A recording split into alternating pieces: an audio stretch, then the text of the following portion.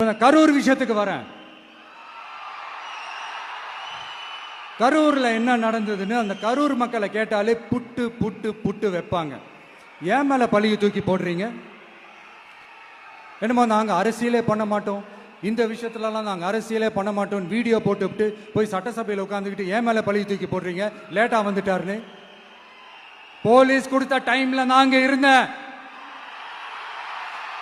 நாமக்கல்ல இருந்து கரூர் வர வழியில இருந்த மக்கள் எல்லாரையும் நான் என்ன அம்போன்னு விட்டுட்டு வர சொல்றீங்களா? நாமக்கல்ல இருந்து கரூருக்கு நான் எப்படி வந்தேன், எவ்வளவு நேரத்துல வந்தேன், உலகமே லைவ்ல பார்த்துக்கிட்டு இருந்தது. வாய் கூசாம ஏன் மேல பழி தூக்கி போடுறீங்க?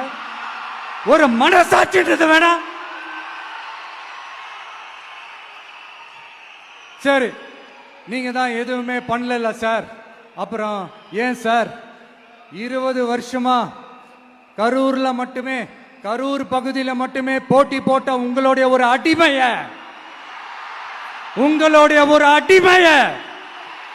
ஏன் கோயம்புத்தூர்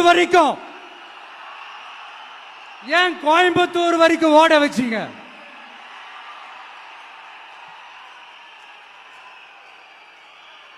அதனால மக்களே,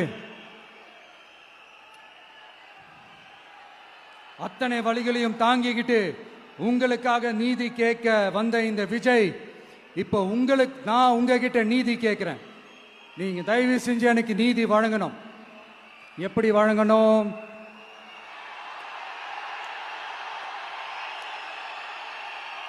நாள் நடைக்கு ஏப்ரல் 23ஆம் தேதி சும்மா காலங்காத்தால பக்காவா ரெடி ஆயிட்டு ஓட்டர் ஐடி கார்டை கையில எடுத்துக்கிட்டு வீட்டில் இருக்கிற சாமியெல்லாம் நல்லா கும்பிட்டுட்டு உங்க பக்கத்து வீட்டுக்காரங்க, ஏத்து வீட்டுக்காரங்க, அங்கிள் ஆண்டி எல்லாரையும் சந்தோஷமா கூட்டிட்டு முதல்ல பூத்துல போய் நின்று அந்த விசில் சின்னத்துக்கு நேரா இருக்கிற அந்த பட்டனை ஒரு அழுத்துங்க.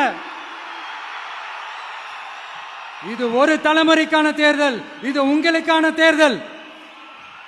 அத்தனை வழிகளையும் தாங்கிக்கிட்டு உங்களுக்காக மட்டுமே வந்திருக்கிறேன். உங்களுக்காக நன்றி கடன் செலுத்துறதுக்காக மட்டுமே வந்திருக்கிறேன். ஒரு நாளும் பொய் சொல்லி உங்களை நான் ஏமாத்த மாட்டேன்.